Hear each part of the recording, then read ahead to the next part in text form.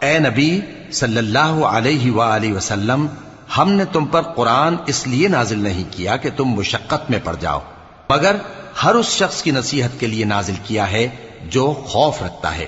یہ اس ذات کا اتارا ہوا ہے جس نے زمین اور اونچے اونچے آسمان بنائے، یعنی رحمان، جو عرش پر جلوہ افروز ہوا۔ جو کچھ آسمانوں میں ہے اور جو کچھ زمین میں ہے اور جو کچھ ان دونوں کے بیچ میں ہے اور جو کچھ مٹی کے نیچے ہے، سب اسی کا ہے۔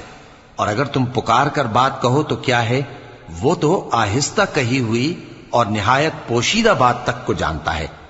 اللہ وہ معبود برحق ہے کہ اس کے سوا کوئی معبود نہیں ہے، اس کے سب نام اچھے ہیں۔ اور کیا تمہیں موسیٰ کے حال کی خبر ملی ہے؟